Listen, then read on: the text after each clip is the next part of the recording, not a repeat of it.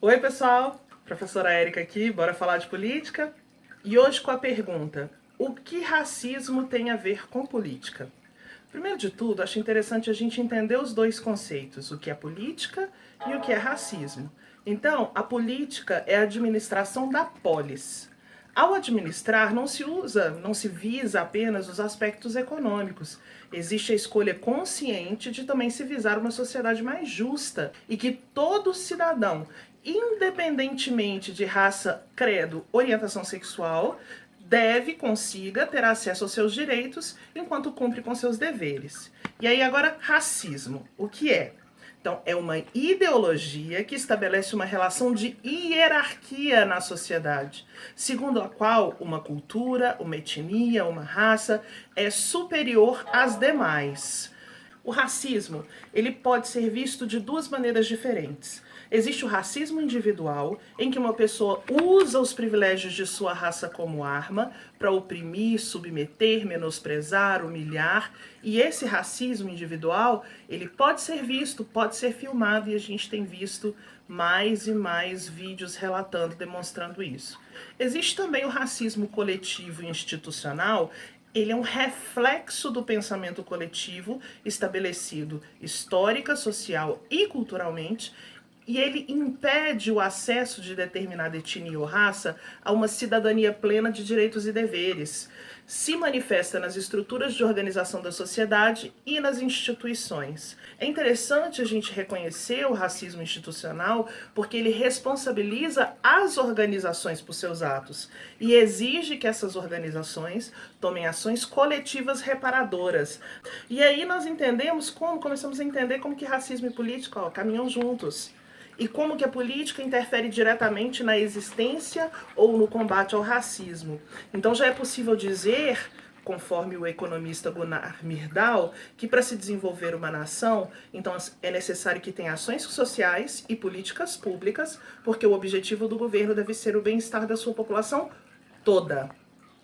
Quando percebemos isso, vemos que o racismo ele deve ser alvo de políticas governamentais para combatê-lo.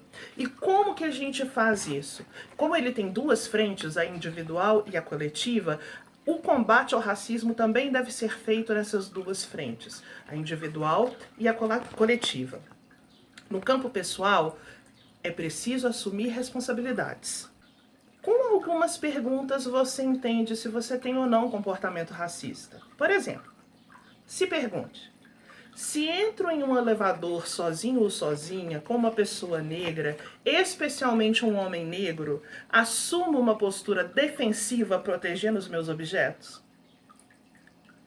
Se vejo um grupo de adolescentes negros conversando, brincando na rua, andando na rua, faço o mesmo, protejo os meus objetos? Se descubro que o chefe de um restaurante é negro, me preocupo com a qualidade da comida? Se entro em um consultório médico e a pessoa sentada é negra, fico inseguro ou insegura sobre a qualidade do atendimento? Eu acho que as pessoas negras são naturalmente mais fortes que as brancas. Com relação ao racismo institucional, é preciso que a gente fale o seguinte: se 56,1% da população é negra, como repetir isso no quadro de funcionários? É uma pergunta importante. Quando chegam denúncias sobre racismo, como elas são tratadas? Quais as atitudes que a organização toma em relação a essas denúncias? Elas são abafadas ou elas são apuradas?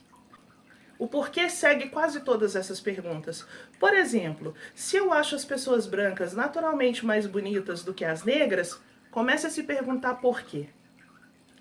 Se eu não seleciono pessoas negras, se a minha organização não seleciona pessoas negras qualificadas para o atendimento ao público, comece a se perguntar por quê. A nossa sociedade precisa sair do confortável lugar de dizer que somos uma democracia racial, quando a realidade e os números nos mostram que muitos espaços estão fechados para nós, população negra, especialmente para os negros de pele mais escura. Porque não basta se dizer antirracista, você tem que desconstruir o que você foi ensinado a pensar a respeito da população negra. E aqui citando a maravilhosa Sueli Carneiro, com racismo não haverá democracia no Brasil. E é isso que eu tinha para falar hoje, no Dia da Consciência Negra. Vamos pensar sobre atitudes racistas e pensar sobre maneiras em que todos nós devemos combater o racismo.